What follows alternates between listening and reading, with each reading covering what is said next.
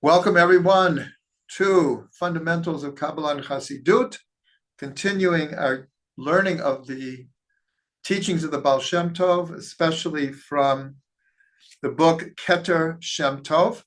We've been learning this for at least a month now, and we are continuing. Tonight, there's a common theme that is going to run through much of what we're learning tonight. I won't say everything, but there's a common theme, and he says it in the first one. It's very, very short, but he gives over the basic idea. And then, as we've discussed many times, Keter Shem Tov was not written by the Ba'al Shem Tov. These are students and students of students who heard over teachings from the Ba'al Shem Tov, either personally or they were students of those who heard it personally. And then these teachings were compiled into this sefer called Keter Shem Tov. And so sometimes, as we've seen, there's somewhat of repetition because different people are giving over, and many heard the same Torah, but maybe a little bit differently. So tonight we have a theme, and it's going to come out in this first Torah, which is Pei Zayin Aleph. Excuse me, Pei Zayin Aleph, and it says, the Shemati B'Shem Mori, the one who's writing this said, I heard in the name of my teacher, the Ba'al Shem Tov, what the Arizal spoke about and clarified. And what was it? Limtak Hadinim B'Shorshan. How to, in the language of Kabbalah, how to sweeten judgments in their source. And he continues to say, Hayinu ayidei sheyimtza b'din shorish chesed. So how do we do this? We'll call this a Kabbalistic idea called sweetening the judgments. It's a term that comes off very often in Chassidut, sweetening the judgments. So the Ba'al Shem Tov learned from the Arizal and taught it over to his students that this is done through finding in judgments a source of chesed, some sort of loving kindness that is hidden in what appears to be a heavy judgment.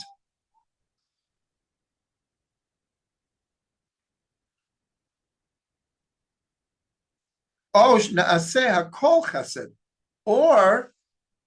don't even look at it as judgment at all.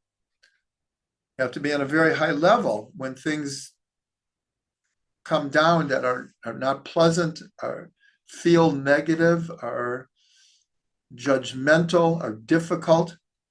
So either we could find a point of chesed, loving kindness, positivity in this judgment, or don't even see it as judgment at all. See the whole thing as chesed. V'nimtak hadin b'shorish chesed, zeh sheyimtza bo. That's how you sweeten the din, by finding chesed in the judgment. I had not planned to tell this story, but it just came to me. So that means I'm supposed to share it. It's a famous story. Many of you have probably heard this. One time, a man comes to the Seer of Lublin, and he's having a really hard time with life, really difficult times. And he asked the Rebbe, do you have any advice for me? How do I deal with all of this? So he said, for that, you should go to Reb Zusha. So he goes to Reb Zusha.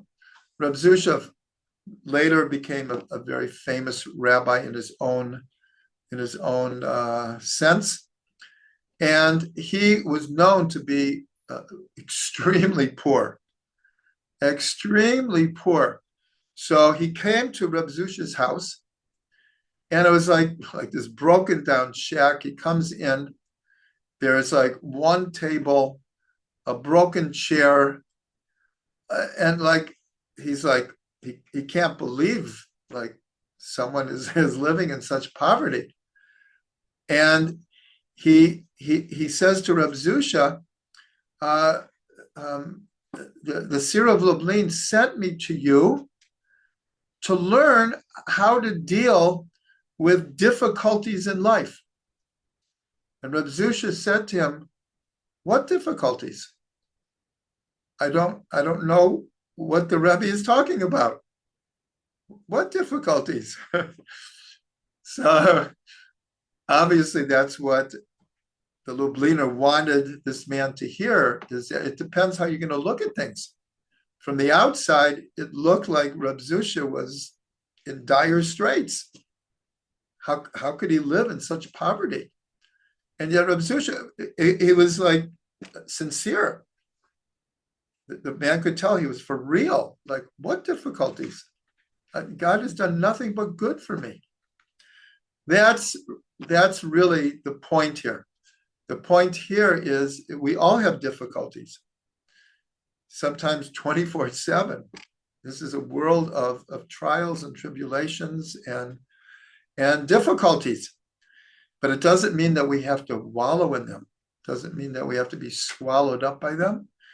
And it doesn't mean that we can't look for and actually believe that in every negative event in our lives, there has to be some goodness here that we can turn it around.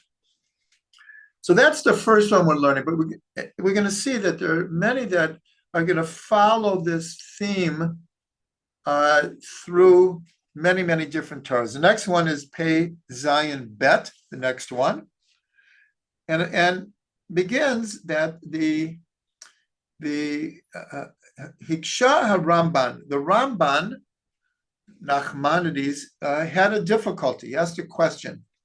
Echel yedei tefila nishtaneh gezer din mira letova. He asked a similar kind of question. How do we use prayer to turn judgment into goodness? How does prayer do that? V'chi yesh chas v'shalom shinui ratzon. So the Ramban didn't want to answer that we pray, we have a difficult situation, and then God will change the decree against us.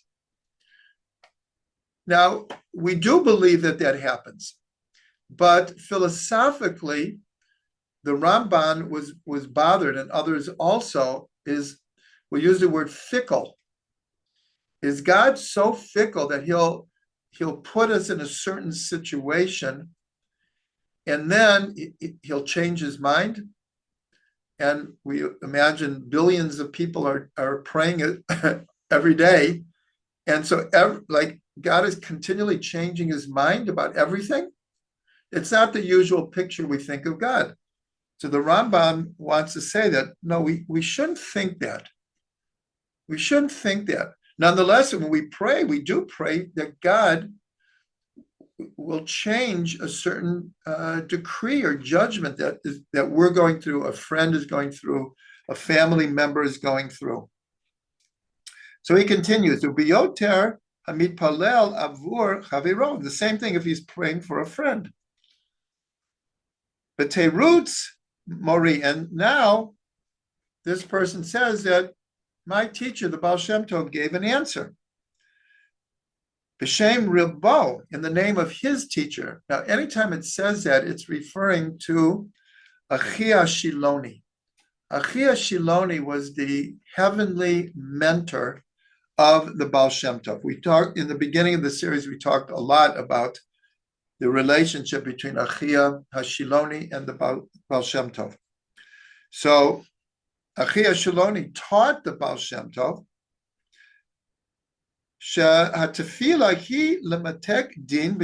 that actually one of the purposes of prayer is to sweeten judgments in their source. Like we just learned, how do you do that? By the person themselves, not in a sense trying to change God's mind, but trying to see what good can come out of this. Well, I don't have to look at this as just this black, terrible event happening.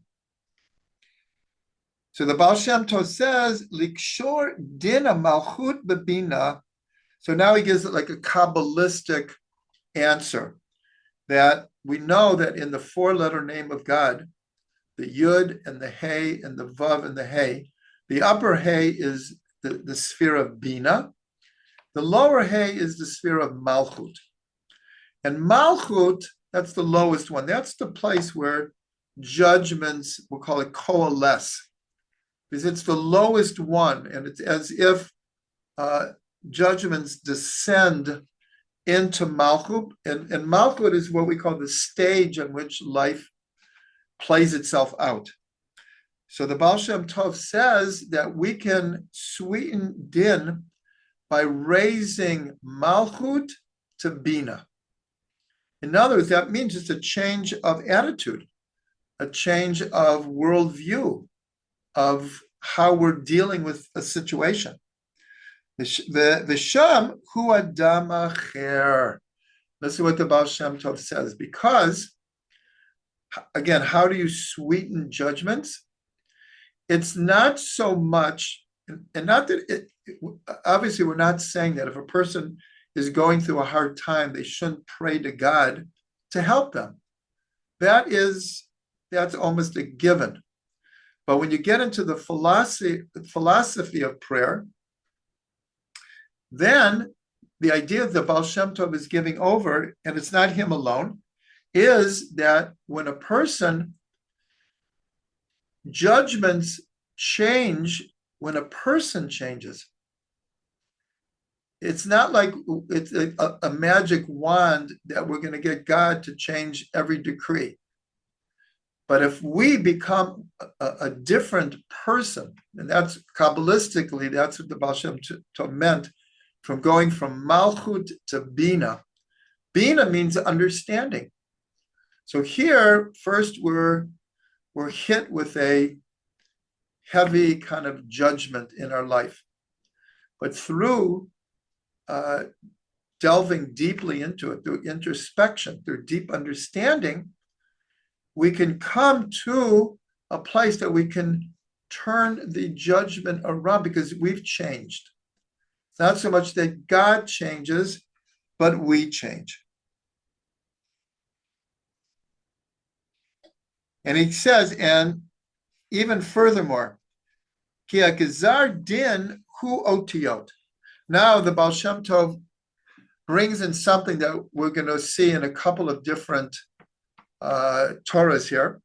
He says that ultimately a decree are letters of the Hebrew letters. In other words, a good desire, just like, let's say, in a court, the judge passes a sentence. Well, officially, he has to write it out. It can't be just he says, okay, you go to jail for 20 years and there's no written proof of anything. Everything has to be recorded. That's why you have a stenographer in every courtroom who is typing out every single thing that happens. So the Ba'al Shem Tov says when a decree of judgment comes down, it's enclosed in letters, in words.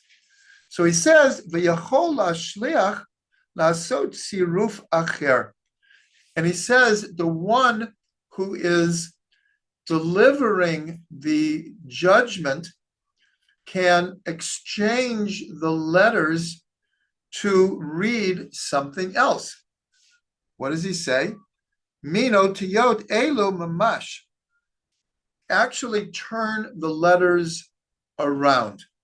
So I'm going to go right to the next Torah because there he's going to explain what does this mean? That the decree is written in letters and the one delivering the letter can change it around.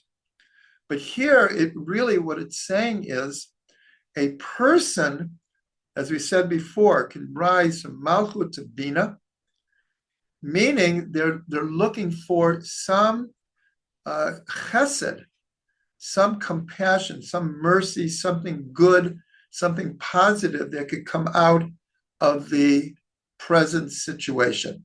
Or even learning to deal with it, not by putting a Band-Aid over it and saying, oh, this is good.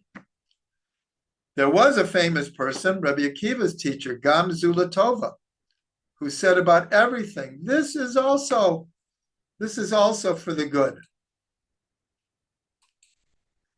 This is also for the good.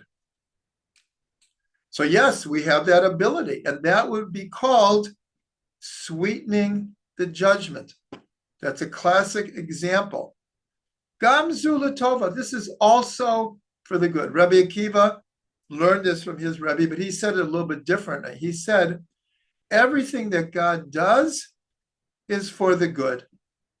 Even those things that apparently or initially seem to be right, the exact opposite of good. We're really being challenged here. It's really difficult. But Rabbi Akiva said, ultimately, this is also for the good. We just don't always understand what God's accounting is. So let's continue in the next one, Pei Zayin Gimel. And he's going to explain now.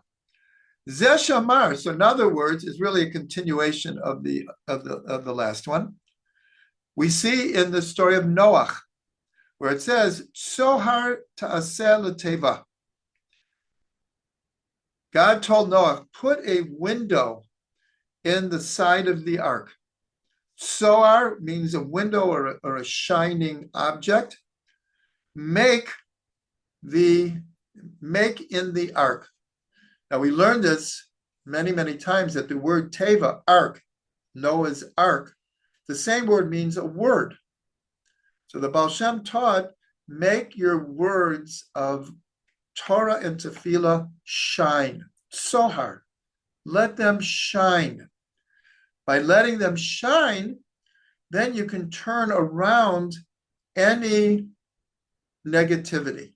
But he's going to get even more specific here.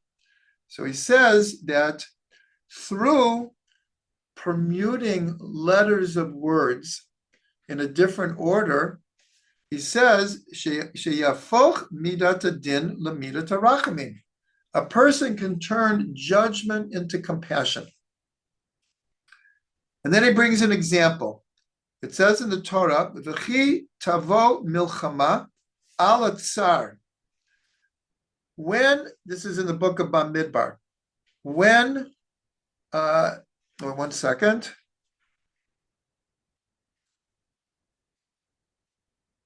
No, it's in the book of Bamidbar. When an enemy comes against you, so it says, someone who is really causing you real problems. So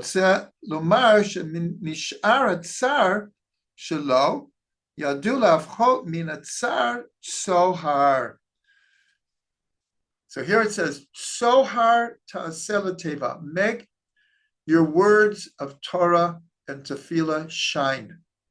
Well, it turns out that the same letters of to make shine is the same root as an enemy who comes against you.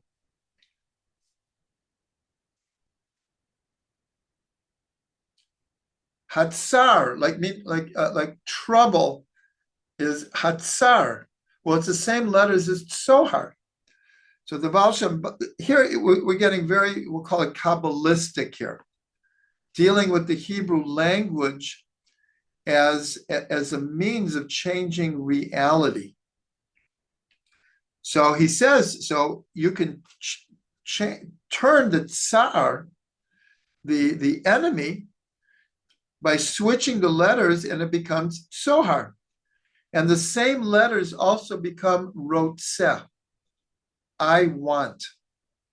In other words, between the lines, what the Ba'al Shem Tov is saying, by applying one's will to the task of turning challenges into opportunities, turning lemons into lemonade. You can do it by changing your attitude. But here he's just adopting a Kabbalistic way of looking at it by taking letters and permuting them. But what it's saying is changing your consciousness. So he continues and he says, Lakach eitza hayutza. This is the advice that is given. So in the Torah it says, what do you do when an enemy comes? So it says, here we're talking about in the camp. And so we're talking about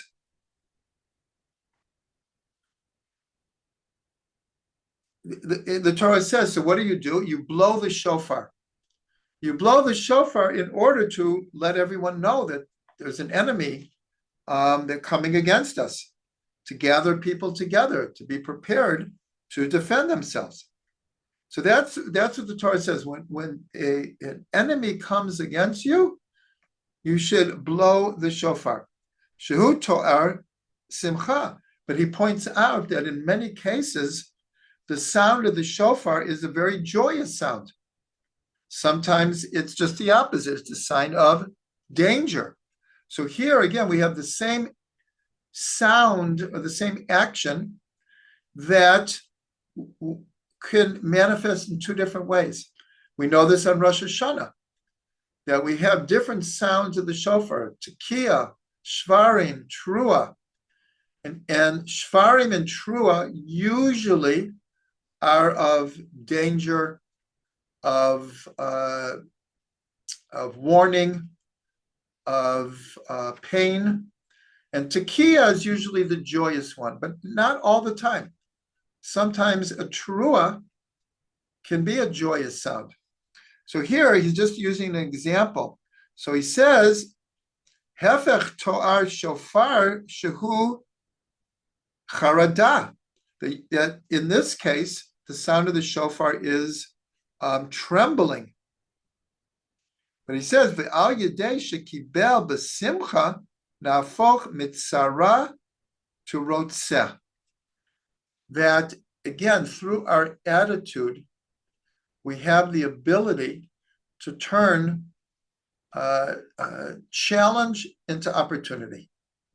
That's what the Ba'al Shem is saying here. And here, like I said, he's being a little bit Kabbalistic of trying to explain that when we pray, this goes back to what the Ramban was saying. So how do we turn judgment and make it sweet? So here again, the Ba'al Shem is employing a Kabbalistic idea of permuting letters to indicate that what really is needed here is a change of attitude. We have to change our consciousness.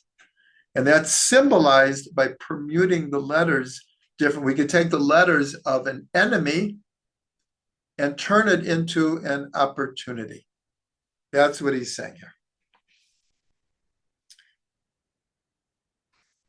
Okay, the next one is the same theme here. So here he brings an example of how we do this practically. And he brings an example of what's called hatavad chalom, that when someone has a bad dream and it really is bothering them, so we're told that gather 3 friends together and tell them, I've had like this bad dream and it's really bothering me. You don't have to tell them exactly the dream. And the 3 people say, it's a good dream.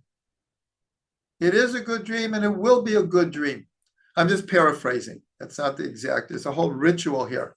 The idea is the person feels they've had a bad dream and they need to like shake off the bad energy that it's causing them. Either fear or they're scared or anticipating something terrible happen. And you go and they say, it's a good dream. It's a good dream. It actually says in the Gemara, I believe it was Rav Chisda. Rav Chisda said, better a bad dream than a good dream. So the commentary said, why would one want a bad dream over a good dream? So he explained, he said, a good dream most likely will have no effect on the person. The person had this nice little dream, they'll probably forget it in 2 seconds, and it will have no effect. If a person has, we'll call it a bad dream, it's a wake-up call. But if the person wakes up to what the dream is trying to alert them to, they can make the changes that are needed and turn it from a bad dream to a good dream. Because now I know that from above, they're alerting me to something, or my subconscious or unconscious is telling me something. There's something I've been sweeping under the carpet that you better deal with. It's like festering. Deal with it. So that's why I said, better a bad dream than a good dream. So here, the students of the Ba'al Shem Tov said the Ba'al Shem Tov brought this as an example of how to sweeten the judgments. Shehula hamtik dino l'shorshon. That's how we sweeten the din. Kefi shnei perushim hanal. Echad kipshuto, keperush mori, b'shem rabo.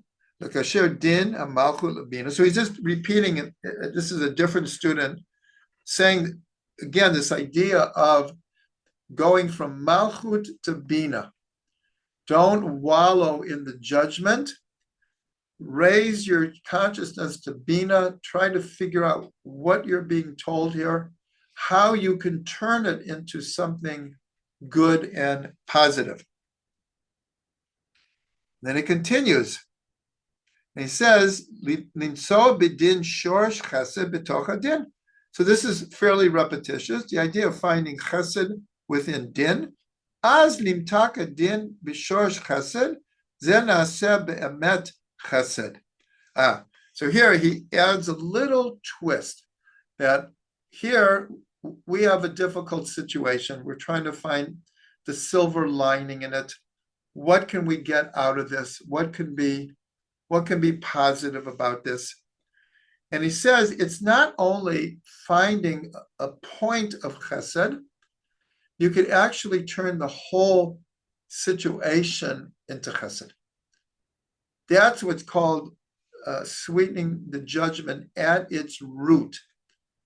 Because at its root, we believe, like Rabbi Akiva said, everything that God does is for the good.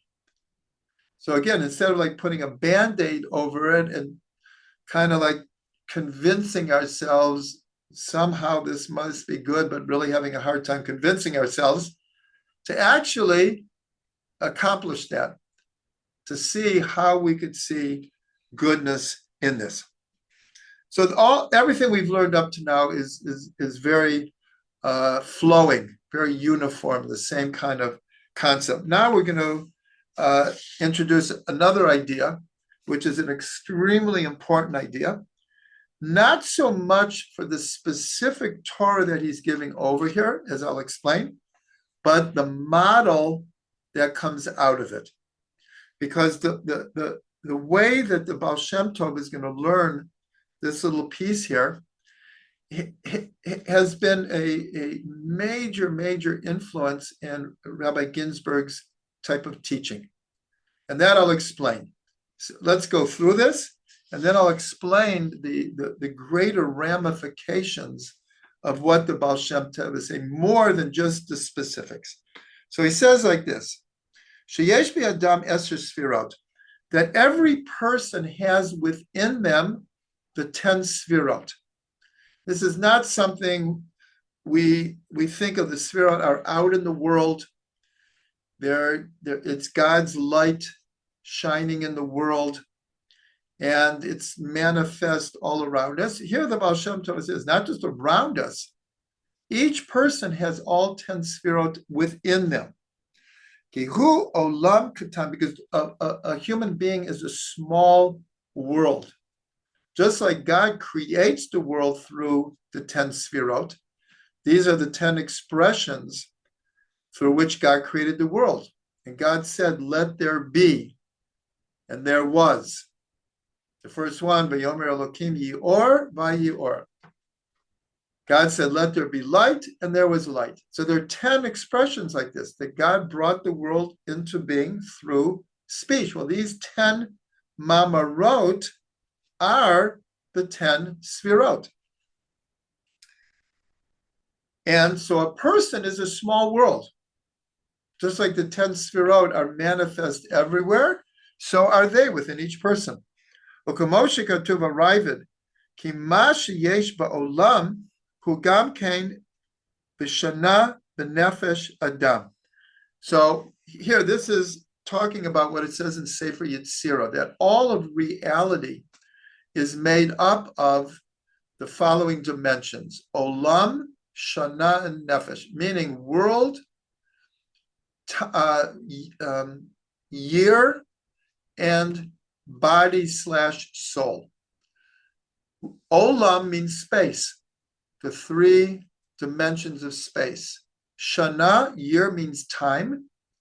Nefesh means body, soul.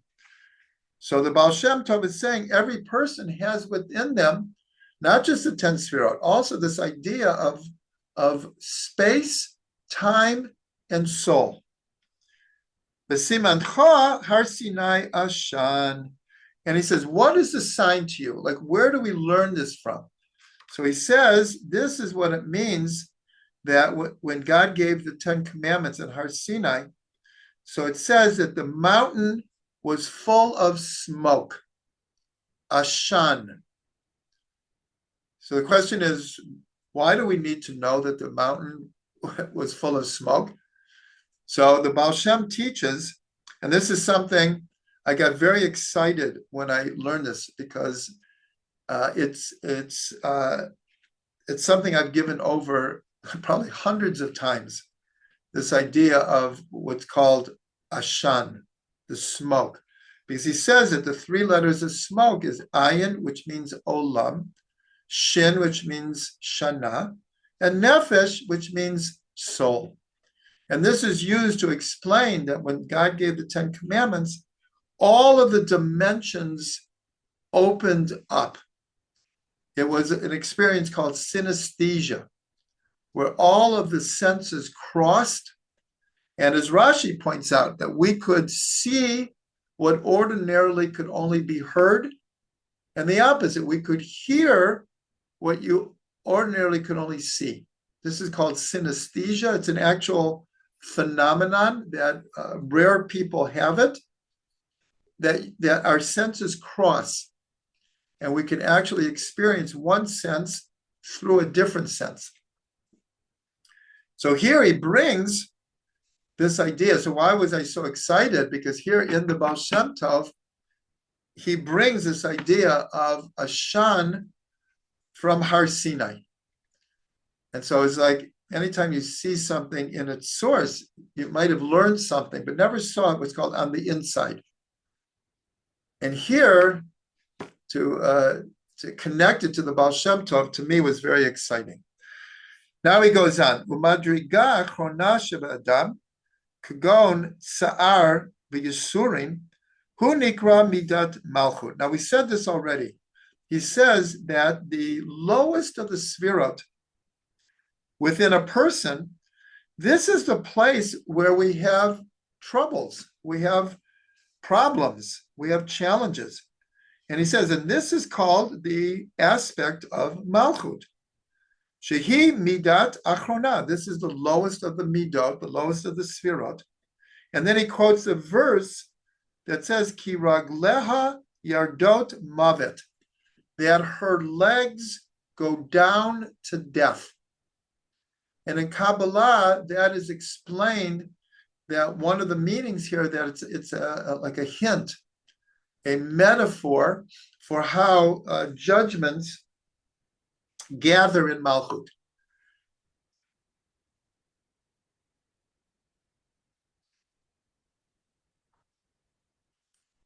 That's the second class in a row I almost sneezed. You'll pardon me. So the idea of her feet go down to death. Malchut is always called the feminine. And here it says her feet, meaning that's the lowest of the Sefirot. That's where judgments gather, which just means that life is full of judgments. Malchut is the stage on which life plays itself out. So here he is identified, Malchut, with this idea of challenges. Then he says, he goes up to Sefirot, and he says, Netzach v'hod shebadam, hem amudei kayamin, she'adam ma'amin emunah haborei, al amtato. So above Malchut is really Yesod, but above Yesod is Netzach and Hod. Here, for whatever reason, he skips Yesod and he goes to Netzach and Hod. And he says, this is the place that a person, Netzach and Hod are always compared to the two legs. They're at the bottom of the Sefirot, and the Sefirot is in the image of a human being. And so Netzach and Hod are like the legs. So he says that Netzach and Hod are like the pillars on which a person's faith stands. Now he goes back to Yesod, and he says, Umida Yesod hu kisheyesh lo ta'anug ba'avodat Hashem Yiparach yoter mikol tanugim. Yesod is always connected to sexual energy. But here he just says that the aspect of Yesod, the attribute of Yesod, is that when a person has incredible pleasure from serving God, and that pleasure is greater than any other pleasure. So here, because it's in Yesod, which is usually connected to sexuality, ideally, sexuality is meant to be very, very pleasurable. But here he's saying that it's an awareness in a person that serving God through Torah and mitzvot, good deeds, is the greatest pleasure one can experience. And that's the whole Torah. So I'm going to go back to what I said before. Here we see the Ba'al Shem Tov is saying, first of all, within every person are the 10 Sefirot. Not only that, within each person are all the dimensions of reality, space, time, and soul. And then he, for whatever reason, he talks about 4 of the Sefirot, and he doesn't continue.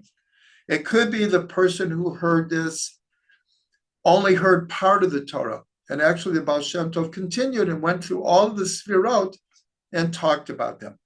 Perhaps the Ba'al Shem Tov had been asked a question about these lower Sefirot and was only dealing with this. But the reason I feel this is so important is, and some of you may be aware of this, I think it was 5, 6, 7 years ago already, Rav Ginsburg gave a monthly class in English.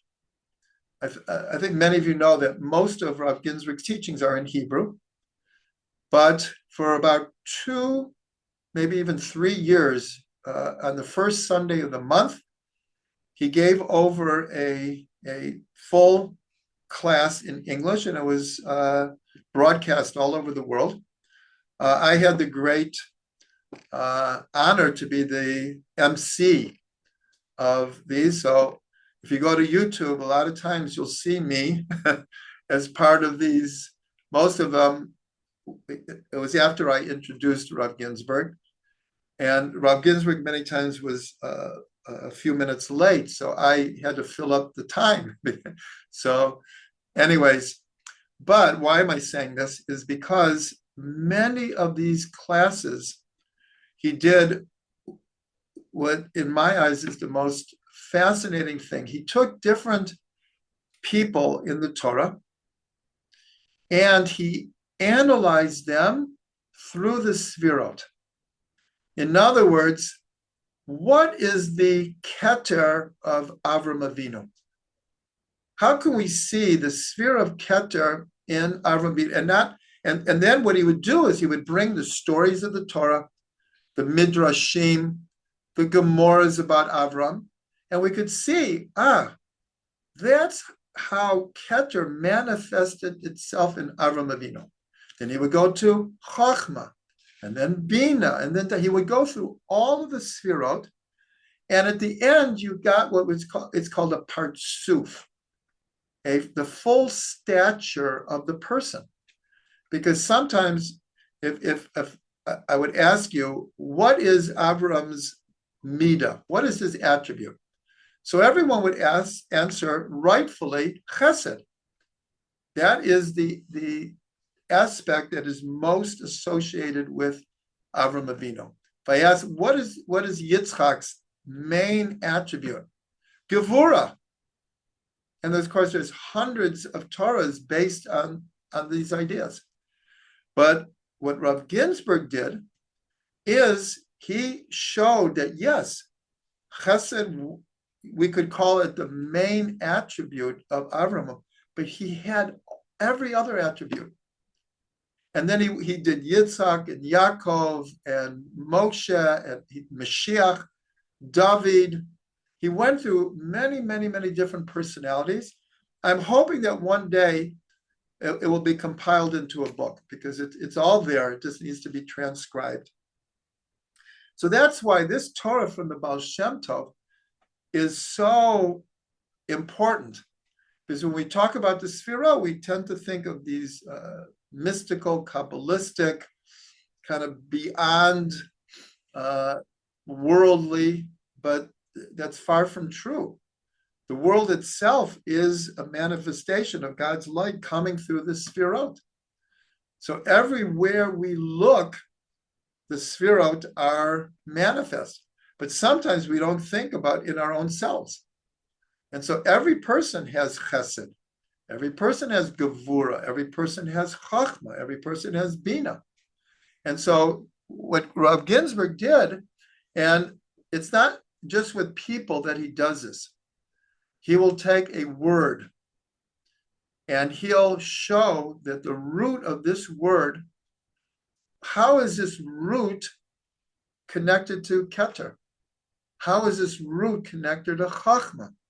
And so over the years, there are quite literally, I'll say hundreds for sure, there might even be thousands at this point. These they're called partsufim, models based on the Sfirot. And so, again, I was so excited to see in the Keter Shem Tov that the Ba'al Shem Tov was doing it the same thing. He was running the Sfirot through a person's experiences. So that's why I feel that this Torah is so instrumental, especially those who learn Rav Ginsburg. And he has something like 20 to 25 books in English for those who can't deal with the Hebrew. And you'll see in the English books, you'll see these partsufim all the time, these models, all the time.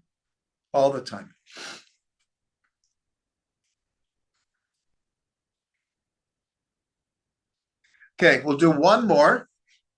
And this is a bit on a different subject altogether. This is Torah Tzadi.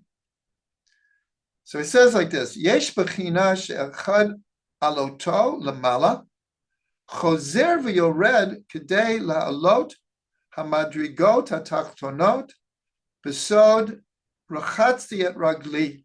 Okay, so he says like this. First of all, introduce it, that we have a concept called Yerida L'tzorach Aliyah, descending in order to ascend. The most important of all of these is how the soul descends into a body in order to eventually come to a higher level than it began. This is the classic example of going down in order to go up. It's also brought that many times in life, because of the trials, tribulations, problems that we have, especially trying to help other people, that sometimes one has to go down in order to help someone come up. The classic example is used, and it comes from the Ba'al Shem Tov, that if a person is going along the road and he sees that his friend's carriage has sunk into the mud, and he has a choice. He could just keep on going, or he could stop and try to help him. Okay, he stops and he wants to help him. The only way he can help him is for him to go down into the mud with his friend and help move the carriage out of the mud. So that's the other example, that sometimes in life we have to go down in order to go up. Now we have the opposite idea. This is all an introduction, so we'll understand this, which is just the opposite, which is called aliyah l'tzorach yirida, going up in order to come back down. Now, what does that mean? The most famous example that I could think of offhand is the Arba shenichnasu lePardes, the four that went into the Pardes, the four sages that went into this deep, meditative, mystical elevation of soul. And they reached this very, very high place. Without telling the whole story, because we don't have the time, it says only one of them went in peace and came out in peace. One died, one became a heretic, and one lost his mental balance. Only Rabbi Akiva was able to go in peace and come out in peace. And I learned from Rav Ginsburg, why only Rabbi Akiva? And so he said that because when Rabbi Akiva went up, he had in mind that the purpose of the going up was to bring down whatever I'm going to learn and to integrate it in here in this world.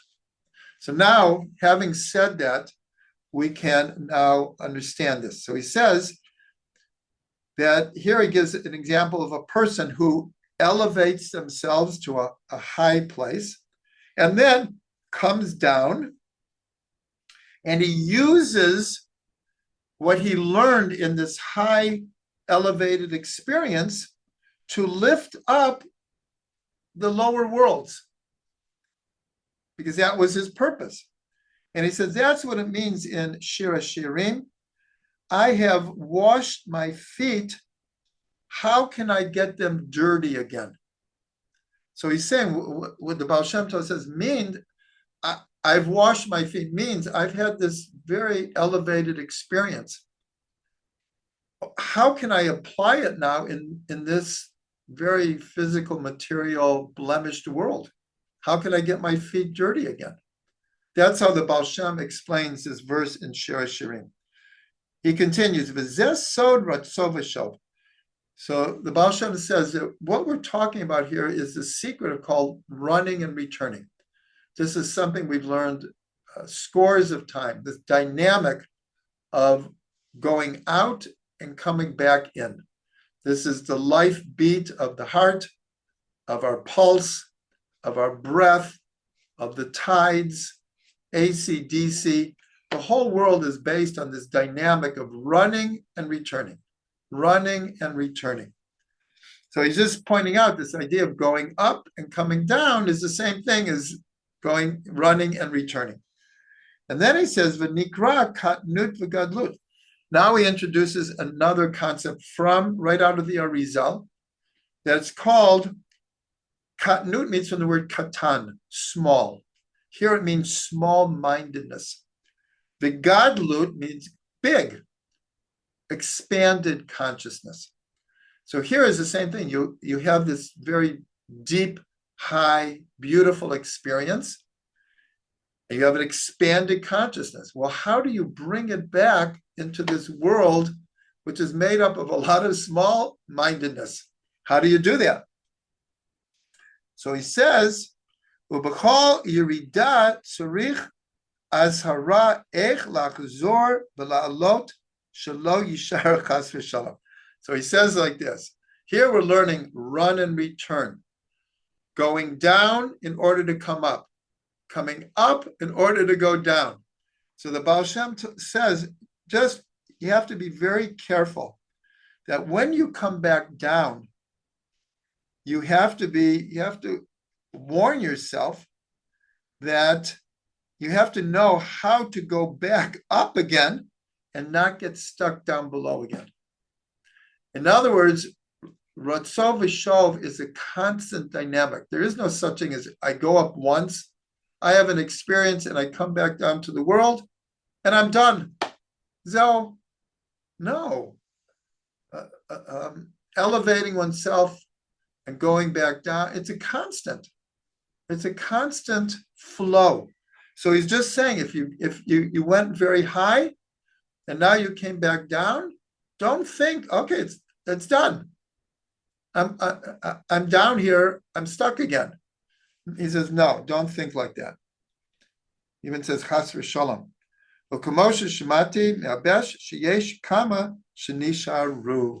And this person who's giving it over says, in the Ba'al Shem Tov gave a few of examples of people who did go very, very high, and when they came back down, they got stuck. They never could go back up again. So this is, again, a very fundamental teaching of the Ba'al Shem, because we all have our ups and downs daily. Maybe they're not as dramatic. The dramatic ones maybe don't come as often. But if we really look at our moods as we go through the day, it's a constant movement of aliyot and yeridot, of ascensions and dissensions. And so the Ba'al Shem is just saying, if you ascend, bring it down and do good with it, but your work isn't over. Don't get stuck. You have many other opportunities to go up and come down. But when you go up, don't get stuck in the up. That's what 3 of the 4 that went into the Pardes did. They got stuck in what was revealed to them, or what revelation came to them, and they were never the same again. They didn't know how to bring it down properly. Only Rabbi Akiva, because he had in mind already not to get caught in what we're going to call the high, in the experience. Everyone wants instant experience today. That's the name of the game. Everything has to be like instant, and it has to be perfect, it has to be good, and that's it. So that's our learning for tonight. May we all be blessed to know this dynamic, to running and returning, rising and falling in the proper way, how to go down into the mud to help someone when we need to. But again, don't get stuck there. Don't get stuck in the mud.